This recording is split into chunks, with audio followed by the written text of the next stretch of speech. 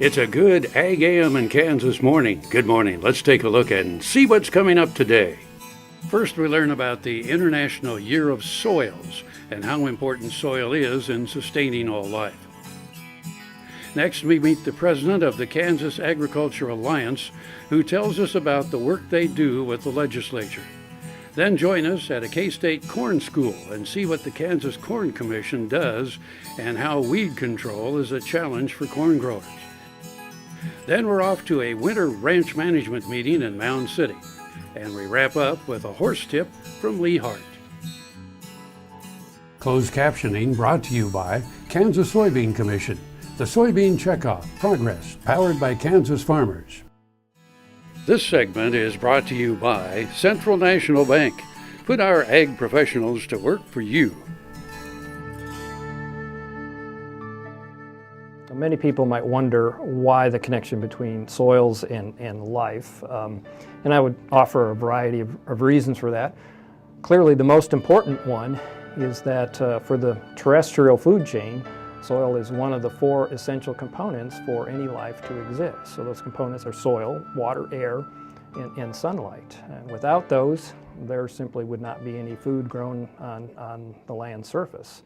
And the quality of the soil has a very important influence on the productivity, the amount of life that does exist. So the fact that we have productive soils allows us to sustain the population that we have, not only of humans, but for all organisms in the environment. Soils also provide a number of ecosystem services, and ecosystem services are essential, beneficial functions that the soil provide for the environment and for society. There's like 4 different categories of ecosystem services.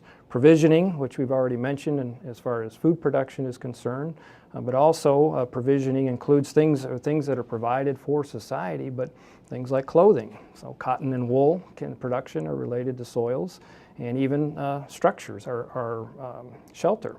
Of course, soil provides lumber that we use, and soil can be used to make things like bricks. There's a lot of regulating functions that soils provide. It helps mitigate floods and mitigate carbon dioxide in the atmosphere through carbon sequestration.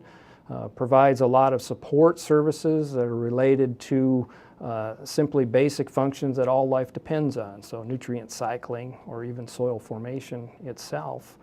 And then cultural, which is something that a lot of people don't think about, but soil can be used as an art medium in and of itself. And it also provides a lot of the recreational activities that we partake in, everything from outdoor activities on various sports fields to the national park system and all the enjoyment that we get out of those. And then finally, the authors have documented the rise and fall of civilizations that are related to how soils are managed and the quality of the soils. And probably the best one that's out there is Collapse by Jared Diamond. He documents a number of societies around the world that have risen and fallen because of their degradation of their soil resource.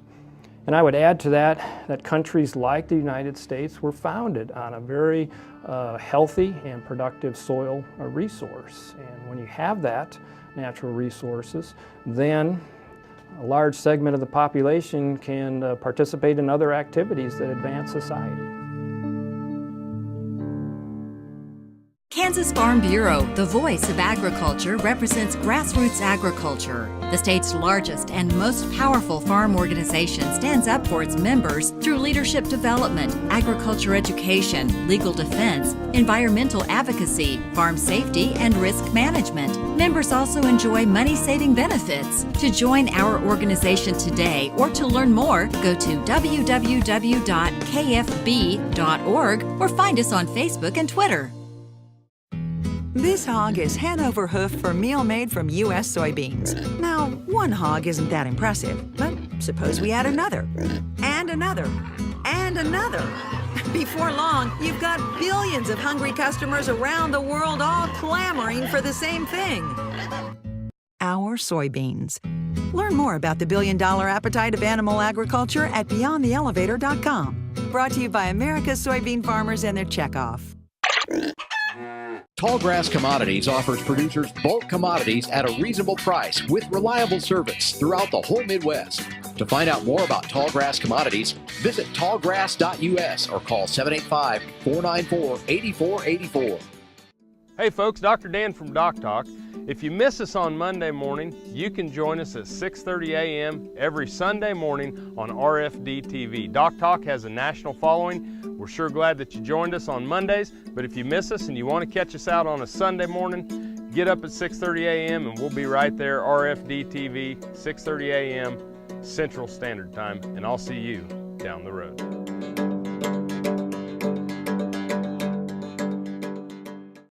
Valley Vet Supply is devoted to providing information and professional quality products at reasonable prices. Valley Vet Supply. Ag AM in Kansas is brought to you in part by Sure Crop, liquid crop nutrition delivered right to your farm. Hi, I'm Aaron Popelka. I'm currently serving my term as president of the Kansas Agricultural Alliance. The Agricultural Alliance is a alliance of nearly every major agricultural association in the state, ranging from producer organizations like I work for the Kansas Livestock Association to Grain and Feed Association and ag retailers to electric cooperatives. So we really run the gamut of all the different ag associations in the state, and we're here today to do our beginning of the legislative session kickoff luncheon, where we invite all the legislators to come down, visit with all the representatives of the ag groups, and hopefully just really get to know them a little bit more on a personal level before we start down the path of session and get to work. So the Kansas Ag Alliance, really what we do is we work off consensus, and so where all of agriculture can agree on a few things, we use the Alliance to show a united front to the legislature. One of the things that could come up this year, I think, is property taxation. All of our members have a policy that agrees that we believe, as the Constitution states, that agricultural land should be taxed using use value appraisal. And that's one of the things that, as we get into session, the Ag Alliance will work on. So during the legislative session, this year every Monday, the Ag Alliance, our team of leaders, members get together. We discuss what went on in the previous week, what we expect in the week to come, and discuss whether we need to weigh in with the legislature at a given point. Again, showing that united front for agriculture in Kansas.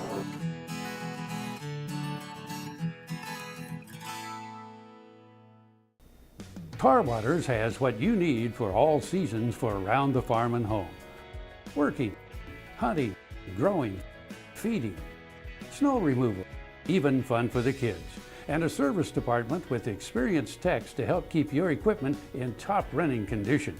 Tar Waters has a huge selection and the best prices. Tar Water Farm and Home, family owned and operated since 1978. They have what you need. Don't forget to register for the 2015 Kansas Commodity Classic to be held on February 6th in Manhattan. Visit kansaswheat.org to learn more. Hello friends, I'm Ernie Rodina. And I'm Dawn Dawson with the Better Horses Radio Show. For over 9 years, we've been bringing the Better Horses Radio Show to markets all across the Midwest. We talk about God, lots about horses. We talk about cows, we talk about horse health, we talk to top trainers, and we even talk about Roy Rogers. We're having a blast with Better Horses Radio Show and would love to take it to a market near you. So visit our website at betterhorsesradio.com and let us or your local radio station know you'd like to hear it in your area. The Better Horses Radio Show is unbelievable. Valley Vet Supply is devoted to providing information and professional quality products at reasonable prices. Valley Vet Supply. This segment is brought to you by Kansas Wheat. Learn more at rediscoverwheat.org. I'm Terry Van Dusk. I represent the Kansas Corn Commission. I'm a commissioner from the Central District in Kansas. We're really excited to be here with in this corn school put on by K-State. We're just excited to host it, and a wonderful opportunity to get a lot of corn growers together. Well, the Corn Commission is really interested in reaching out to the corn growers of Kansas to look at sponsoring programs that our corn growers want to be a part of, sponsoring some educational type programs to help them understand what the Commission does and that education is a part of what we do. Well, this is the first corn school we've had this year. We had a little over 150 registrants. I've counted, I know we're well over 100 participants here today, so we're really excited to see this large group out today. K-State has done a great job putting together a very, very timely program. We're talking about weed control, which is an ongoing issue in any corn production or any ag production right now. We're talking about marketing, corn prices. We're talking about drought-tolerant corn and the yield effects of drought-tolerant corn, not just under drought, but under normal growing conditions. All these points are very, very timely right now, what all of us are facing as we try to profitably grow corn in Kansas.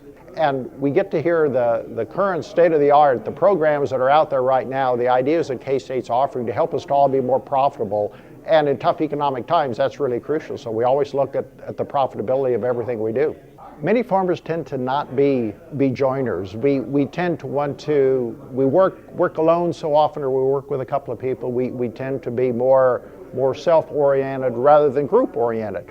But I've seen enough through the different organizations I've been a part of to know that if farmers can work together, we can all become more profitable. We all benefit from the experiences that we all share. So that's why it's so important for farmers to be a part of the different groups, whether it's through Kansas Corn, whether it's through the different farm organizations. And just gathering together for a program like this today, we get a chance to network. We get a chance to visit with people we don't see very often, and we learn a lot from each other. It's not just the K-State presenters that we learn from. We sit around over coffee and over lunch and we'll say, well, what's working for you? What type of herbicides work for you? What populations are you using? And that helps us all grow and do a better job.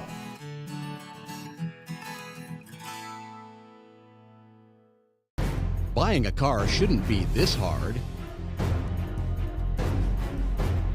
And at Brown Chevrolet Buick in Wamego, it isn't. It's actually awesome. Whether you want a new or used car or truck, Toby's team can make the deal.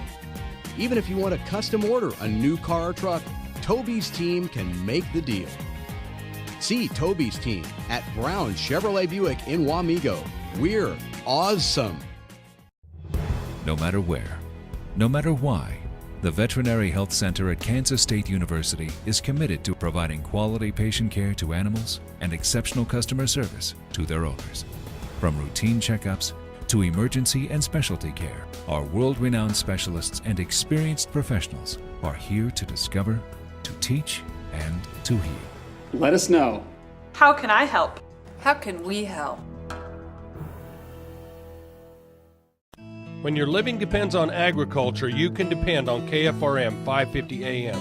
If you're in the southwest three-fourths of Kansas or the northern half of Oklahoma, catch us at 550 AM on the radio dial. But if that isn't you, listen on your cell phone at TuneIn Radio or on your computer at KFRM.com. We promise to keep you informed, entertained, and company as you go through your day. KFRM 550 AM, the voice of the plains. We would like to join your management team. This segment is brought to you by the Kansas Soybean Commission. The Soybean Checkoff, progress powered by Kansas farmers. Curtis Thompson, Extension Weed Scientist for Kansas State University, and I was here today visiting with the corn growers regarding the weed management issues that they are dealing with. And the title of my presentation was actually Weed Management May Become Increasingly Difficult. And of course, as we look at how weed control programs have changed over the years, we were in a period from the late 90s and into 2000 when glyphosate was the base and everything was working extremely well. We were in a honeymoon period. And basically today what we talk to the growers about is that perhaps the honeymoon is over. We've had a number of different resistant weeds pop up. We spent today focusing on two of the pigweeds, Palmer amaranth, as well as water hemp. Both of those having developed resistance to ALS inhibitors, to glyphosate, to the triazines. We have PPO resistance to the water hemp, and we have HPPD resistance to the Palmer amaranth in Kansas, and also to water hemp in other states. And so we know that the potential for HPPD resistant water hemp does exist here within the state of Kansas. And what we did is we walked through a number of potential ways in which we can manage some of the various weed populations that have these different resistances. We did spend some time in our new 2015 chemical weed control guide that would be or should be available in the county agent's offices here. But one of the real concerns that does hit me is one of the last resistances we've come up with is the HPPD resistant. This group of herbicides have been the primary way in which we are dealing with the glyphosate resistant pigweeds. And so if we have resistance to this HPPD herbicide, that does hurt us significantly. As we look at the two populations in Kansas, one in Russell County, one in Stafford County, we find that they are also resistant to the triazines like atrazine and metribuzin. They are also resistant to our ALS inhibitors, and there's a whole host of ALS inhibitors. And so we run out of things fairly quickly. At this point, we're still controlling them with glyphosate, but the rate at which glyphosate resistance is spreading in pigweed, it's only a matter of time, and we will have Palmer amaranth populations resistant to the glyphosate, to HPPD, to ALS, and to triazines. What's concerning about this HPPD resistance is that it is metabolism based. The atrazine resistance in these populations is also metabolism based. That is new. Both of those resistances are transferred through pollen, and that means that pollen from pigweed can get up and move from one area to the next and infest a susceptible population. So it's at great risk of seeing this particular resistance spread. And so I guess that kind of goes back to my title, and managing or weed control in corn may become increasingly difficult. I still think it can be done, but it does require growers to be very timely, use pre's followed by post programs. We may have to be more selective on the herbicides that we use, but I think in the end we'll be able to handle these populations. This week our training tip is going to be disengaging the hindquarters. We'll walk off, we'll slide our left hand down at our left leg and push that hip around. You can see how he's stepping around behind. Then we'll take that leg off and we'll wait till he softens and we'll release. Once again, this time we'll slide our right hand down, we'll add our right leg, we'll push that hip around. When he's stepping across nice in the hind end, we'll take our leg off, hold, and wait till he softens up nice. Next week our training tip will be an exercise that we do at all of my clinics called the hips and shoulders. The Kansas Wheat Innovation Center in Manhattan is rediscovering ways to get improved varieties and new genetics in the hands of farmers faster. Grower-led and checkoff-funded research initiatives are bringing about positive change. This grassroots leadership provides a strong voice in Topeka and Washington, D.C. Now is the time to partner with Kansas Wheat in moving wheat forward. Kansas Wheat Commission and Kansas Association of Wheat Growers. Farmers investing in their future and yours. Log on to rediscoverwheat.org. Soil is the life of a farm, and for 25 years, SureCrop Liquid Crop Nutrition has helped growers produce abundant quality crops while preserving and improving the soils they steward. SureCrop offers complete soil and plant analysis with cropping recommendations, delivery direct to your on-farm storage, and quality crop nutrition custom blended for your field. Choose SureCrop for the assurance of excellence for your soil. Call today or visit their website for more information. Valley Vet Supply is devoted to providing information and professional quality products at reasonable prices. Valley Vet Supply. This segment is brought to you by Tarwater Farm and Home. Come on by, we'll treat you like family. Hi, I'm Megan Westerhold. I'm one of the Ag and Natural Resource Extension agents in the Meridazine Extension District. I'm based out of the Paola office, but this evening we're hosting the second Winter Ranch Management meeting here in Mound City, Kansas. We're located here at the First Baptist Church, and this year we decided to work with the Southwind District that's just south of Linn County, which is the southern end of our district, to host one of these meetings. And Mound City seemed like a good halfway meeting point. We had a nice facility here to work with, so we wanted to showcase part of our district. Since we're a new district with Miami and Linn County, we wanted to be able to showcase some of what we had going on here in the district, and we ended up here in Mound City. We have several cow-calf producers located here in our district, as well as Southwind, a lot of cow-calf producers as well as stockers, and with these record high beef prices that we've seen in the recent months, there's a lot of folks that are looking into keeping replacement heifers when maybe that's not something they've done in the past. And as they make that decision, learning how to develop those heifers nutritionally, health, and selection, those all become major decisions for those folks. And so hopefully by providing this program, we'll be able to answer some of their questions for them.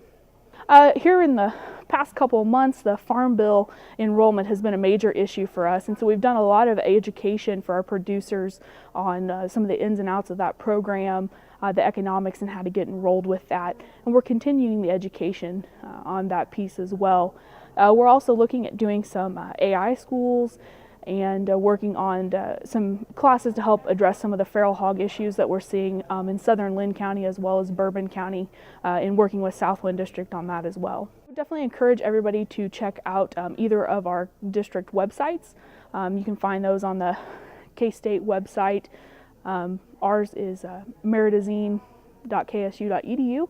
I believe Southwind's is southwind.ksu.edu. Or call any of our offices. We're located in Paola and Mound City, and then Southwind has offices in, I believe, Fort Scott, Iola, and Erie. Hello, I'm Jamie Lynn Farney, the Southeast Area Beef Systems Specialist with Kansas State University. And I'm just going to talk briefly about some of the nutrition topics for replacement bred heifers that we discussed at the Winter Ranch Management meeting held in Mound City. Now, first off, most of you are thinking we need to start having more replacement heifers because we need to start increasing our cow herd. I'm saying it's a great deal, but right now the nutrition is the part to be very concerned about. Now, there's a lot of different ways that you can grow heifers, and interestingly enough, the method of growing is not as important as the fact that you hit target weight. You want your heifers to be between 55 to 65% of your mature cow herd at the time of breeding. Therefore, if you have bigger cows, you need to have bigger heifers at time of breeding. As well, you want to make sure that as your heifers get close to breeding time, that they have adequate body condition score. Body condition score of 6 is optimal. You don't want to see any of the ribs. You want them to be nice and smooth and filled out over their hip, but not so fat that they jiggle like a bowl full of jelly as they walk.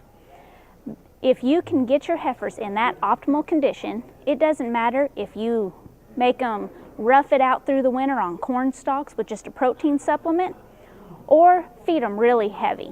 Just make sure they hit that target weight and that target body condition score. After you get your heifers bred, another important consideration from a nutrition standpoint is making sure that those females have adequate nutrition to maintain growth following breeding.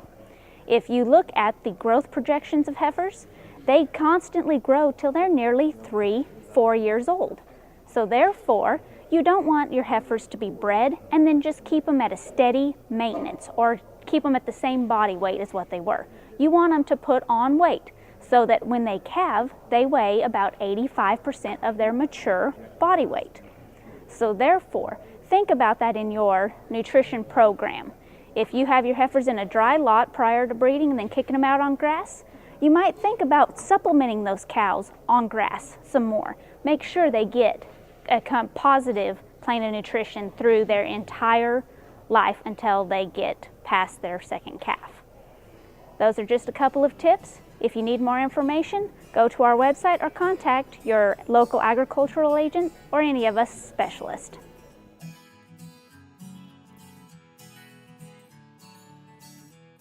Closed captioning brought to you by Kansas Soybean Commission. The Soybean Checkoff Progress, powered by Kansas farmers.